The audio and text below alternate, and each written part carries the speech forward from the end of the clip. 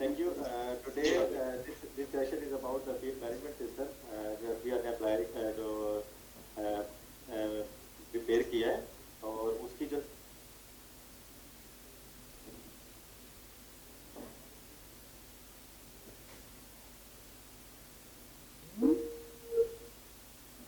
field management system था और second कितने टाइप्स के एप्लीकेशन हैं जो टेक्सपेयर जो है ना इस जो हमारा ये पेज का सिस्टम है उसको चलाएगा जिसमें मेन तीन किस्म की एप्लीकेशन है। एक अपील जो उसने किसी रेफरेंस ऑर्डर के तहत करनी है, दूसरा अगर उसकी अपील 30 डेज गुजर गए हैं उसने अपील अप्लाई नहीं की तो वो कंडोनेशन की एप्लीकेशन अप्लाई कर सकता है और फिर जो उसका ऑर्डर हो गया ऑन अपील उसके अंदर जो मॉडिफिकेशन वगैरह करनी है तो वो रेक्टिफिकेशन की एप्लीकेशन अप्लाई करेगा। ठीक है। Introduction about the system is कि बेसिकली ये जो सिस्टम है ये टेक्सपेयर आप अपना माइक जरा म्यूट कर देंगे आवाज।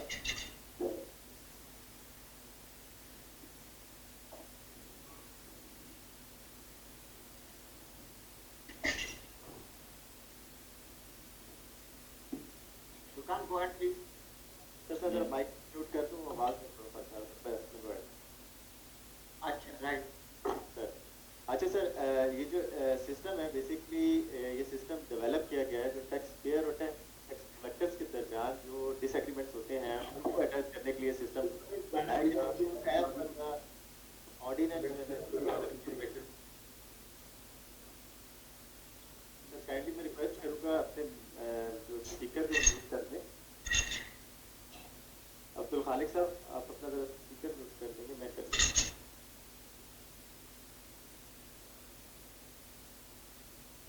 Thank you. मैं आपको प्रोसेस बताऊंगा कि कौन से इन्वॉल्व है। विंडो हमारे सामने होती है जैसे हम आइरिस में लॉगिन करते हैं तो हमारी आइरिस की लॉगिन की विंडो के लॉगिन के बाद जो हमारा विंडो क्लियर होती है वो ये विंडो है। इसके अंदर हमने अपील का टैब ऊपर बना दिया। उसके अंदर जो है वो दो एप्लीकेशन जो है अपील के टैब के अंदर है। नंबर 1 है request to file appeal against reference order. जो ऑर्डर हो उसके अगेंस्ट अगर किसी टैक्सपेयर ने अपनी अपील अप्लाई करनी है तो वो यहाँ से अपील अप्लाई करेगा और अगर उस ऑर्डर के गुजरे हुए 30 डेज हो गए हैं तो वो कंडोनेशन की एप्लीकेशन जो है ना वो यहाँ नीचे से अप्लाई करेगा। तो सबसे पहले हम जो पहला स्टेप है हमारा request to file appeal against reference order हम उसको कंटिन्यू करते हैं। टैक्सपेयर सेम उसी तरह प्रोसेस है जैसे आइरिस का एक डिफॉल्ट प्रोसेस है कि जी पीरियड में जाते हैं और पीरियड से जाके हम जो है ना वो टैक्स पीरियड सेलेक्ट करते हैं जिस पीरियड में ऑर्डर हुआ और उस पीरियड के अगेंस्ट वो उसमें अपील पे जाना चाह रहा है। अब इसमें हमारे पास जो पीरियड्स है वो एनुअली भी है, मंथली भी है, क्वार्टरली भी है। जिस तरह कुछ ऑर्डर मंथली में ओवर होते हैं कुछ क्वार्टरली होते हैं वो सारे यहाँ से वो सिलेक्ट करेंगे। तो जैसे ही सिलेक्ट करेंगे तो ये एक स्क्रीन सामने एनेबल हो जाएगी। उसके अंदर हमारे पास टैब्स हैं वो 6 टैब्स हैं। सबसे पहला टैब जो है वो कंटेंट्स का टैब है जिसके अंदर टैक्सपेयर जो वो अपनी सारी अपील की डिस्क्रिप्शन लिखेगा जो रिक्वेस्ट करता है वो कमिश्नर अपील्स को वो सारे यहाँ पर मेंशन करेगा। और उससे नेक्स्ट जो स्टेप है वो अपील फी का।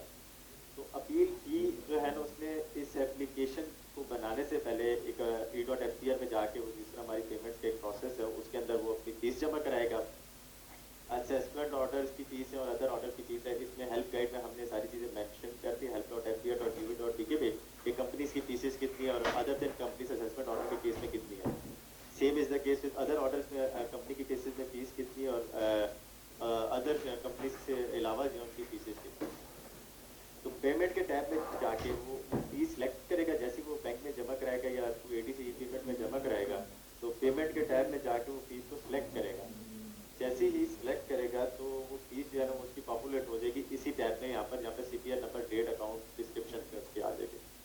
Next tab is about the attachments. If तो इसके पास अटैचमेंट्स हैं जो वो अटैच करना चाह रहा है टैक्सपेयर तो सारी अटैचमेंट यहाँ से कर सकता है जिसमें हमारे पास एविडेंसेस अगर उसमें कोई अटैच करना है या ग्राउंड फॉर अपील उसमें अटैच करना है और अदर डॉक्यूमेंट जो भी इसमें अटैच करने हैं वो सारे जो है ना वो अटैच यहाँ से कर सकते हैं। अच्छा इसमें फिर असाइनमेंट का टैब है। असाइनमेंट का टैब जैसे ही ये सबमिट होगी उसके बाद ये असाइनमेंट का टैब अनेबल होगा। ये मैं आगे जाके प्रेजेंटेशन के अंदर आपको बताऊंगा कि असाइनमेंट का टैब का हमारा क्या प्रोसेस है। Next step is reference order.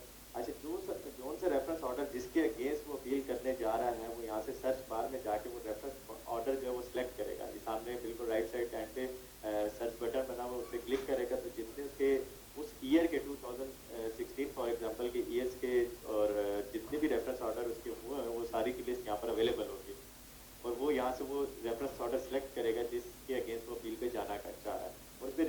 भी जो एप्लीकेशन होंगी उसके भी ऑर्डर यहाँ पर रेफरेंस टैब में शो हो रहे होंगे।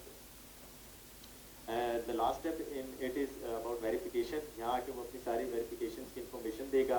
I for example Furqan Ahmad Khan सन और ये पूरी इंफॉर्मेशन दे के वेरीफाई करेगा और फिर इस एप्लीकेशन को वो सबमिट कर देगा।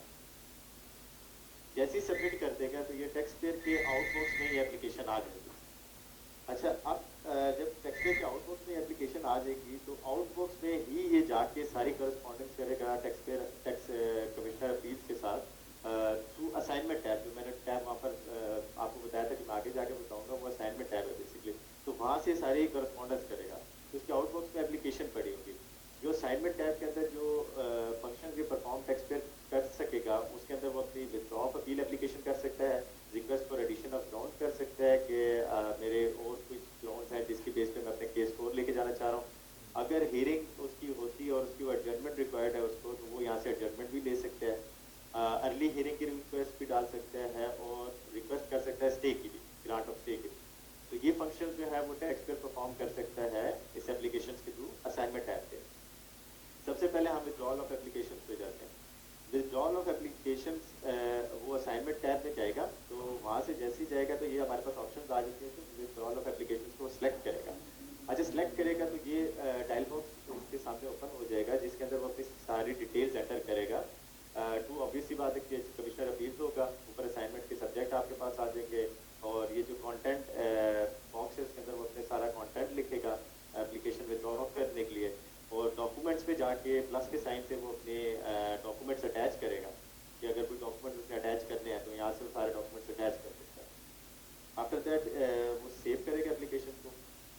तो जैसे ही सेव करेगा तो कमिश्नर अपील्स के पास चली जाएगी। आगे उसमें उस पर डिसीजन देनी, आइदर वो रिजेक्ट करते हैं या उनको एक्सेप्ट करते हैं। वो कमिश्नर अपील का सारा इशू वर्किंग आ जाएगी। नेक्स्ट फंक्शन जो परफॉर्म कर सकता है वो टैक्स पेयर उसमें एडिशन ऑफ ग्राउंड्स को भी परफॉर्म कर सकता है कि जी अगर उसने कोई एडिशन ऑफ ग्राउंड्स लेनी है या उसमें और चीज़ें भुगतानी है तो यहाँ से वो सिलेक्ट करेगा उस ऑप्शन को। सेम वैसे ही विंडो ओपन होगी लेकिन इसका नाम होगा request for addition of ground. Same उसके अंदर वो ग्राउंड्स की डिटेल्स एंटर करेगा और डॉक्यूमेंट्स अटैच करेगा और फिर उसका सेव करेगा। तो जितनी भी करस्पॉन्डेंस हो रही होगी ये उसके अंदर ये जो पीछे आपको नजर आ रही होगी असाइनमेंट फॉर्म, इसके अंदर वो शो हो रही होगी। नेक्स्ट स्टेप में आएगा वो भी मैं आपको बता दूंगा कि इस पूरी करस्पॉन्डेंस यहाँ से वो व्यू भी कर सकते हैं। इन केस अगर हियरिंग होगी और हियरिंग से वो एडजर्टमेंट उसको चाहिए तो वो एडजर्टमेंट रिक्वायर्ड फॉर हियरिंग भी यहाँ से फंक्शन परफॉर्म कर सकता है। सेम वही सारे उसके पास ऑप्शन होंगे, उस ऑप्शन में एडजर्टमेंट फॉर रिक्वायर्ड ऑन हियरिंग जाएगा। डायल बॉक्स ओपन होगा। डायल बॉक्स के अंदर वो सबसे पहले एडजर्टमेंट रिक्वायर्ड टिल डेट दे देगा कि जी मैं किस डेट तक अपनी एडजर्टमेंट चाह रहा हूँ और साथ ही जो है ना वो अपनी डिस्क्रिप्शन देगा और डॉक्यूमेंट्स अगर अटैच करें तो अटैच करके सेव करेगा। जैसे कि आप बैकग्राउंड में देख रहे हैं जितनी उसका प्रोसेस चल रहा है, request for addition of ground, withdrawal of application, वो सारा प्रोसेस उसके फर्स्ट लिस्ट होता जा रहा है। तो यहाँ से वो हर एप्लीकेशन उसने सबमिट किए वो व्यू कर सकता है या उस पर जो भी एक्शन हुआ यहाँ से वो व्यू कर सकता है। अच्छा, सेम अगर वो अर्ली रिक्वेस्ट की हियरिंग करना चाह रहा है तो उसी तरह उसको फंक्शन को सिलेक्ट करेगा वहाँ से और डायल बॉक्स को ओपन करेगा और डायल बॉक्स के अंदर अपनी डिटेल्स लिखेगा। उसमें डेट ऑफ हियरिंग भी बताएगा किस डेट में हियरिंग चाहिए, मुझे जल्दी की अगर चाहिए तो। और साथ ही और इन सारी फंक्शन पे टैक्स कमिश्नर ने जो है ना कमिश्नर अपील्स ने डिसीजन लेनी है, आइदर उसको रिजेक्ट करेगा या उसको एक्सेप्ट करेगा। अगर रिजेक्ट करेगा तो प्रोसेस वहीं पर डिसकंटिन्यू हो जाएगा, अगर उसको एक्सेप्ट करेगा तो नेक्स्ट प्रोसेस स्टार्ट हो जाएगा। वो अपनी डिस्क्रिप्शन जो है वो टैक्स पेयर से शेयर करता जाएगा। ग्रांट ऑफ स्टे का भी सेम यही प्रोसेस होगा। वो सिलेक्ट करेगा ग्रांट ऑफ स्टे के अंदर और फिर स्टे करने के बाद उसने अपने स्टे की डेट देनी है, सेव करना और सबमिट करना है। और ये सारी जो है ना असाइनमेंट्स की करस्पॉन्डेंस जो है वो उसके सामने टैक्स पेयर के सामने व्यू हो रही होगी असाइनमेंट के टैब के अंदर। जैसे आपको नजर आ रहा है कि असाइनमेंट्स उसने कौन कौन से किए हैं, किससे हुई है, फ्रॉम यहाँ टैक्स पेयर का नाम होगा और किसके साथ हुई है जो कमिश्नर अपील होंगे उनका नाम होगा और आगे उनकी डेट्स वगैरह जो है वो सारी पॉपुलेट होगी। ये टेस्ट की प्रेजेंटेशन इसलिए यहाँ पर डेट्स पॉपुलेट नहीं है।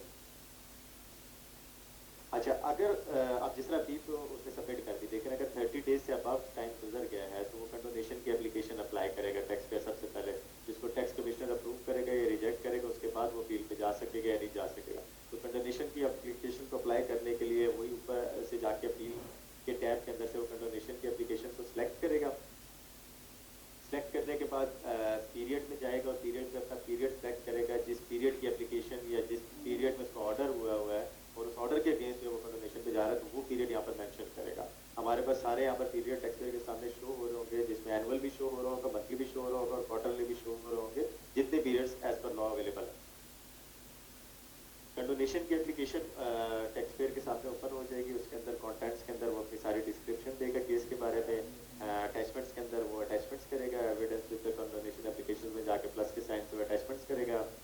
रेफरेंस ऑर्डर के अंदर वही सेम रेफरेंस ऑर्डर जिसके अगेंस्ट वकील पे जाना चाह रहा है या कंडोनेशन की एप्लीकेशन अप्लाई करना चाह रहा है, वो यहाँ से जो है ना वो सिलेक्ट करेगा। और यहाँ मैं आपको बताता चलूँ कि सिर्फ वही यहाँ पर ऑर्डर शो हो रहे होंगे जो आईआरएस के थ्रू जनरेट होंगे। जिस तरह भी ऑनरेबल मेंबर साहब ने बताया कि जी हम उस पर फाइनल आज की टैब अवेलेबल करेंगे, जो पुराने रेफरेंस ऑर्डर्स हैं तो वो भी जो है ना वो यहाँ पर फिर उसके बारे में भी अनेबलिंग कर देंगे। जो अच्छा फाइनली जो वो अपनी फॉर एग्जांपल उसको अपील के बाद ऑर्डर हो गया और उस ऑर्डर के अगेंस्ट कोई रेक्टिफिकेशन कराना चाह रहा हो टैक्स पेयर, तो उसकी एप्लीकेशन भी हमने उसको अवेलेबल कर दी है।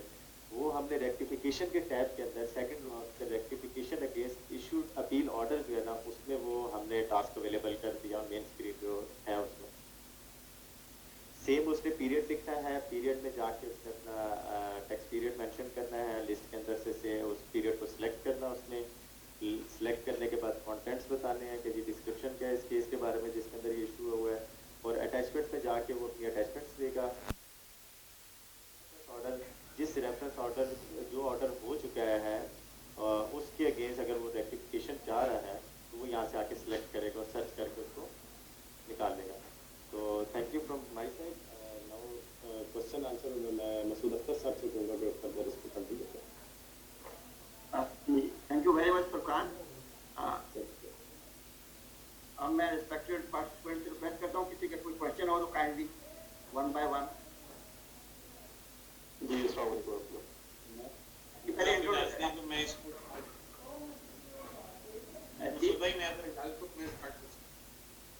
जी जी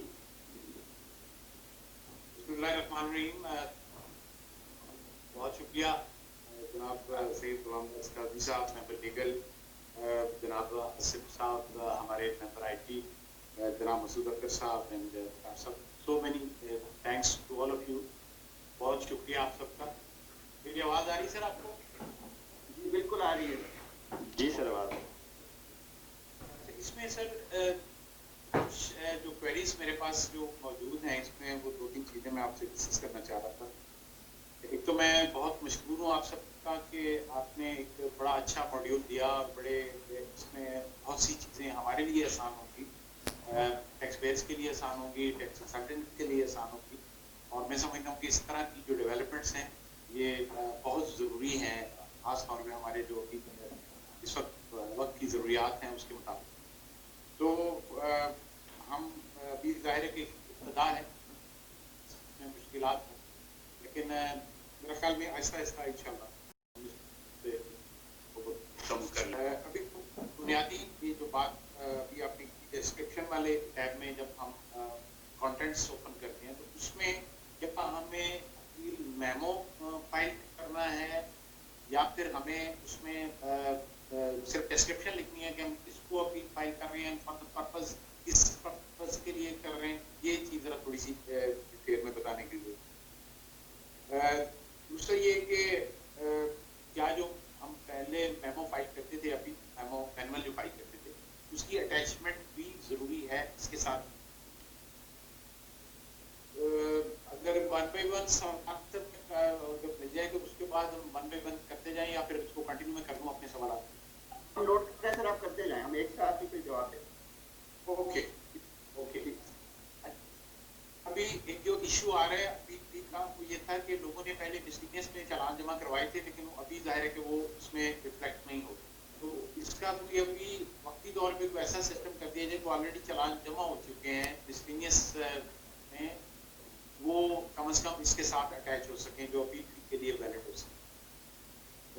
दूसरा ये कि ये ग्राउंड्स जो हैं इन पे क्या अनसाइंड चल जाएंगी या हमें साइन करवाना पड़ेंगे टैक्स पेयर के या कंसल्टेंट के, व्हाटएवर, ये भी हमें इसकी जरूरत है सर। दूसरा ये कि इसमें इंटीमेशन जो हम असेसिंग ऑफिसर को करते थे वो क्या अभी भी मैनुअली करनी है कि या उसको ऑनलाइन करना है, उसका अभी तक हमें कोई टैब उसमें ऐसा दिखाई नहीं दिया। राइट सर, दूसरा राइट। दूसरा इसमें सर ये था कि जो पावर ऑफ अटॉर्नी है वो भी इसी के साथ अटैच होगी अटैचमेंट डॉक्यूमेंट्स में, या उसको मैनुअली हमें at the appearance of appeal file करना पड़ेगा। ये हम टैक्स कंसल्टेंट्स के लिए बात कर रहे हैं जो इसमें लीगल अटॉर्नीज हों। राइट। दूसरा जी, जी अभी जो एक बात और अभी सबने की के जो रेक्टिफिकेशन एप्लीकेशन अगर उसको भी इसी के अटैचमेंट का हिस्सा बना दिया जाए तो ये आसानी हो जाएगी, मतलब उसको अलग से पोर्टल में डालने की जरूरत नहीं है मेरा ख्याल में, लेकिन वो बहरहाल आप इस पर कोई अपनी राय फरमा दें। दूसरा ये कि सर ये बात तो बाकी क्लियर हो गई है, तो इसमें सर मुझे अभी जो आप जो मेरे सवालात हैं मुझे इसके लिए थोड़ा सा मुझे गाइड कर दें, इसमें हमें क्या जी one by one. Furqan kindly मैं क्वेश्चन बोलता जाता हूँ, आप आपके आंसर जो है वो आप बताएंगे, जो मेरे आंसर है वो मैं बताता जाता हूँ। फुरकान ऑडिबल? जी सर ऑडिबल। पहला आंसर है कि जो अपील मेमो है वो इनको वहीं पे बॉडी ऑफ टेक्स्ट में लिखना है या अटैच करना है? सर जो करंटली है वो डिस्क्रिप्शन के अंदर वो मेमो लिख भी सकते हैं और उसको अटैच भी कर सकते हैं और कॉपी पेस्ट भी कर सकते हैं ना? कॉपी पेस्ट भी कर सकते हैं, बिल्कुल सर, कॉन्टेंट के अंदर कॉपी पेस्ट कर सकते हैं। ठीक है नागरा साहब, नंबर 1 का तो यही है कि ये आप कर सकते हैं, इसमें अटैच भी कर सकते हैं, टाइप भी कर सकते हैं, और फिर फाइल आपने अलग से टाइप की है तो उसको कॉपी पेस्ट भी कर सकते हैं। नंबर 2 का था बल्कि 3 मिसलेनियस चालान कहते हैं कि ऑलरेडी ये फी की हेड में पे कर चुके हैं ना, तो वो आप इसमें कैटर कर सकते हैं फुरकान? सर बेसिकली वो तो पेमेंट होगी तो पेमेंट रेक्टिफिकेशन करनी पड़ेगी उसके लिए, तो बाकी जो अगर इसको सो मोटो पे कुछ कर सकते हैं तो वो तो फिर आप लोगों की तरफ से जो इंस्ट्रक्शंस आएंगे, लेकिन ये कि हमें जो इसका प्रोसेस है वो पेमेंट रेक्टिफिकेशन सीपीआर रेक्टिफिकेशन के साथ कहते हैं। सीपीआर करेक्शन जिसे कहते हैं, सीपीआर करेक्शन जैसे कहते हैं, वो भी तो ऑटोमेटेड है ना? वो भी ऑटोमेटेड है। हाँ आईरिस के अंदर वो अवेलेबल है, वो भी ऑटोमेटेड है।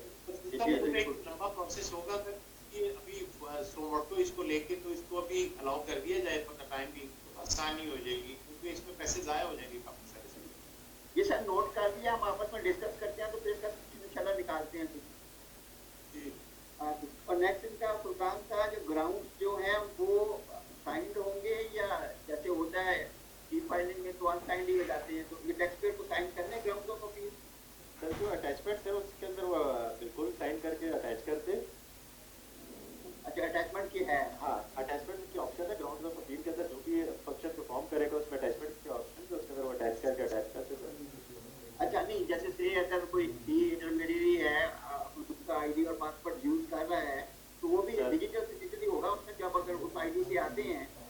जी बिल्कुल सर, बिल्कुल। जब तो वो डिजिटल तरीके से होगा, वो जिस तरह EI रिटर्न फाइल करते हैं उसी तरह ये अपील को फाइल करेंगे। जब अपील फाइल करेंगे तो उसमें अटैचमेंट में ग्राउंड ऑफ जो आप ये बता रहे हैं ग्राउंड ऑफ अपील, उसके अटैचमेंट में जाके अटैच कर सकते हैं। अच्छा ये दोनों तरह से ठीक है? जी बिल्कुल सर ठीक है। और नेक्स्ट इनका क्वेश्चन था इंटीमेशन टू जोनल कमिश्नर या ऑफिसर, अपील फाइल करते हैं तो जो रेवेन्यू कमिश्नर होता है उनको कॉपी देना जरूरी होती है ना, तो ऑटोमेटिकली लिंक हो जाएगा उसके साथ। सर ये इनके आउटबॉक्स में होगा तो ऑब्वियस सी बात है कमिश्नर अपील और जोनल कमिश्नर के इनबॉक्स में अवेलेबल होगा। यानी कि इनको अलग से मैनुअल इंटीमेशन देने की जरूरत नहीं है? जी सर बिल्कुल ऐसे ही इनको नहीं है। राइट।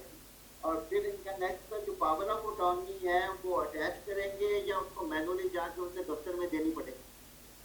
सर वो अटैचमेंट करेंगे, बिल्कुल अटैचमेंट करेंगे, सारी चीजें आप मैनुअली कि मैनुअली हम खत्म करके इसको जो है ना वो इलेक्ट्रॉनिक भी कर रहे हैं तो उसमें वो अटैचमेंट के अंदर अटैच कर सकते हैं, बिल्कुल कर सकते हैं। यानी कि अटॉर्नी होगी और जस्ट इसको अटैच स्कैन करेंगे और अटैच कर सकेगा, और आगे टैक्स ऑफिसर उसको डाउनलोड करके उसको व्यू कर सकते हैं। और लास्ट वन क्या था रेक्टिफिकेशन एप्लीकेशन का, कि अलग से टैब की वो मैं तो सर इन्होंने ये किया है कि उसको मेन पोर्टल पे ले गए ना सर, उसकी बजाय अपील के पोर्टल पे रखें तो मेरे ख्याल में वो हमारे लिए आसानी होगी जरूर। अच्छा कि फुरकान इसको अपील के पोर्टल में कर सकते हैं या वो अलग से टैब चल रही है? सर आई गेस ये पहले अपील के इधर अपील के अंदर ही था, लेकिन वो रेक्टिफिकेशन के अंदर बहुत सारी रेक्टिफिकेशन की एप्लीकेशन वहाँ पर है, तो फिर आप लोगों से ही लीगल विंग से डिस्कस करने के बाद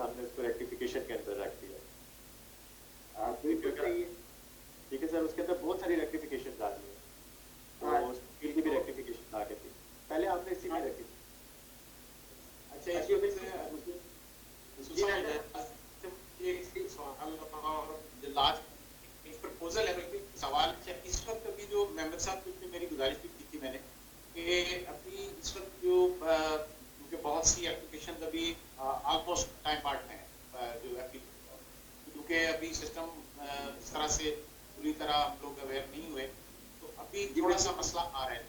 तो मेरी गुजारिश मेंबर साहब से, मैंने कालवी साहब से गुजारिश की थी, अगर इसमें हमें जो कॉन्डोनेशन है एनेबल कर दी जाए हर एप्लीकेशन पे टिल 31 जनवरी, तो एटलीस्ट जो अपील पेंडिंग है, वो जो डॉक्यूमेंट्स पेंडिंग है, वो एटलीस्ट वो एनेबल हो जाए, वो हमें वो टाइम पार्ट का इशू खत्म हो जाए। वो सर जी मेंबर साहब ने डिस्कस किया था सर, उनसे परमिशन भी ली थी हमने, तो सबको डायरेक्शन दी है कि कॉन्डोनेशन में लिबरल रहें जब तक कि थोड़ा सा हमें प्रॉब्लम है शुरू में सर। तो वो कॉन्डोनेशन तो बहुत लिबरल है सब कमिश्नर ना, वो वैसे भी आप उनसे करेंगे तो वो आपको मिल जाएगी 1-2 महीने, कोई इशू नहीं होगा। और जो चेंज करने का सर उसमें रूल्स क्योंकि है फील्ड और वहाँ पे वर्ड शेल है, तो जब तक रूल्स को हम रिलैक्स ना कर सकें तो इस तरह का कोई हम राइटिंग में नहीं कर पाएंगे शायद।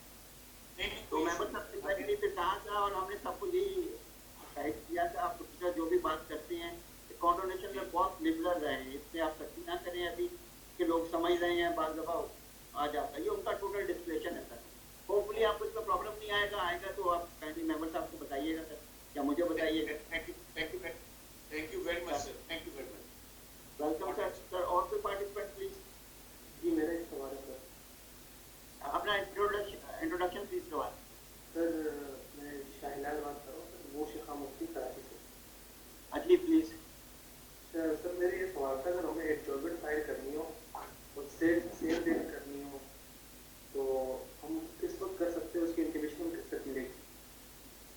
शाहिलाल सर समझ नहीं, काइंडली रिपीट करेंगे क्या कहते?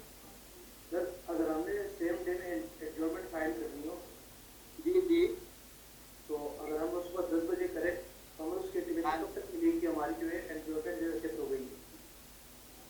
सर मैंने नोट कर लिया, अभी चेक करता हूँ सर। और भी क्वेश्चन है तो काइंडली कर लें शाहजाद सर। तो बाकी सर्विस ऑफ ऑर्डर जो है इसको हम अटैच करके सर अटैच करेंगे बाकी सर सर्विस ऑफ ऑर्डर को अटैचमेंट में सर फाइल करेंगे, वैसे तो नहीं होगा। नहीं अटैचमेंट में नहीं सर, ये तो रेफरेंस ऑर्डर तो ये ऑटोमेटिकली पिक कर लेता है, जो सॉफ्टवेयर है ना जी, आप रेफरेंस ऑर्डर में जाएंगे तो ये सिस्टम खुद पिक कर लेता है रेफरेंस ऑर्डर। सर ऐसा हुआ है, ये ऑर्डर हमें 30 डेज के बाद रिसीव हो। हाँ जी ऐसे पॉसिबल है कि हमारे पास अगर ये 30 डेज के बाद रिसीव हो। सर मैं इसमें ऐड करना चाहूँगा कि जो आयरिस में आपका ऑर्डर जनरेट हो जाता है तो वो उसका सर्विस डेट है, तो आपको इलेक्ट्रॉनिकली उसको चेक करना पड़ेगा और वो जो है ना उधर से 30 डेज स्टार्ट हो जाएंगे। Thank you. और शायद और कोई question? Thank you sir. Okay welcome. अपना फुरकान या एडजस्टमेंट वाला या समझाइएगा जरा, ये जो शायद आप पूछ रहे थे सर। ये शायद सब कह रहे थे कि एडजस्टमेंट का टाइम जो है ना वो कितनी देर में हमें मिल जाएगा, इंटीमेशन कब तक हो जाएगी।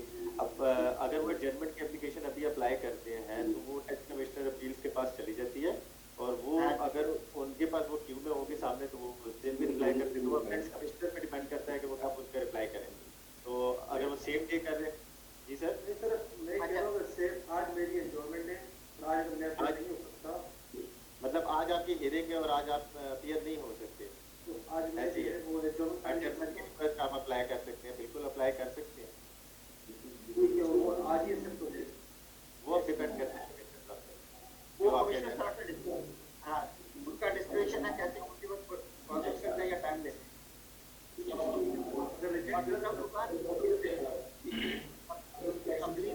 क्वेश्चन करना चाहता तो इंट्रोडक्शन अपना पहले करवा दीजिए। जी प्लीज जी अदील अख्तर बात कर। हाँ जी अदील प्लीज।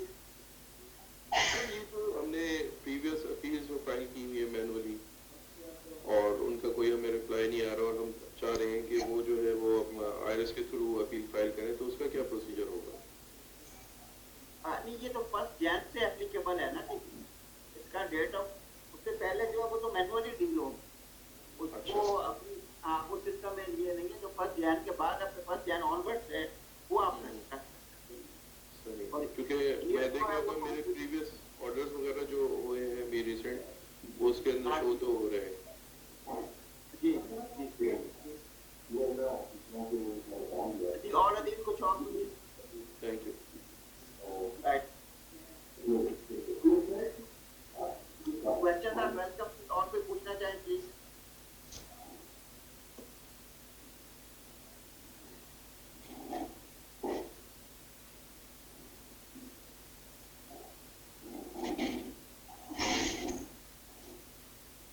हाँ, यू वांट क्वेश्चन ऑल्सो जी, प्लीज वेलकम। सर मैं ये पूछना था कि सेल टैक्स सही कब से अप्लाई होगा सर? फ्रेंड इंट्रोडक्शन अपना करवा दीजिएगा। कौन सा बात कर? सर शायद ही करता हूँ सर। अच्छा, शायद अभी सेल टैक्स का भी नहीं है, मे बी इन 3-4 मंथ्स, क्योंकि आईआरएस में वो अभी कैटर नहीं हो रहा। तो आईआरएस जैसे ही इनेबल हो जाएगा सेल टैक्स एफईडी के लिए, तो उनके लिए भी फिर ऑनलाइन हो जाएगा। थोड़ा टाइम लगेगा। हाँ, अभी सिर्फ इनकम टैक्स के लिए। सवाल नया है कि मुझे एक सवाल जी, नागर। अभी दोस्त ने किए, वो फरमा रहे हैं कि ये ट्राइब्यूनल की अपील्स हैं, सेकंड अपील्स हैं जी अभी अभी तो खैर अभी तो वो मैनुअली जाएंगी जाहिर है, लेकिन ये कि उसको जी। भी हम ऑनलाइन करने के लिए कोशिश कर रहे हैं सर। सर उसका अभी तो नहीं है, लेकिन हमने कुछ अपील्स को अनेबल किया, क्योंकि मैनुअल अपील हो तो वो अपना डाटा एंट्री कर सकते हैं वहाँ अपील के ऑफिस में। हाँ जी, अभी टर्मिनल लेवल के ऑटोमेटेड नहीं है, तो वहाँ से वो इशू करें और इलेक्ट्रॉनिकली हमें मिल जाए। ये अभी मिसिंग लिंक है, इस पे भी काम हो रहा है।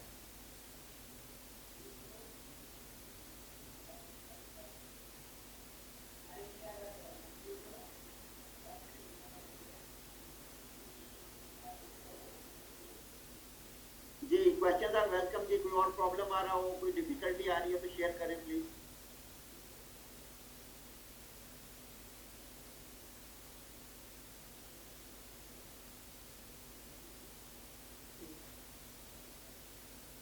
ये जमशेद साहब ने हैंड रेज किया है, क्वेश्चन है सर?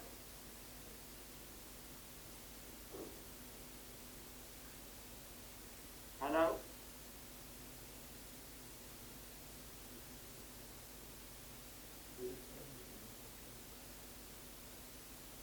शेर साहब का माइक शायद म्यूट है सर, वो मतलब मैं वो खुद ही ओपन कर सकते हैं मेरा ख्याल। हैंड रेज 3 आ रहे हैं, लेकिन शायद आवाज नहीं आ पा रही।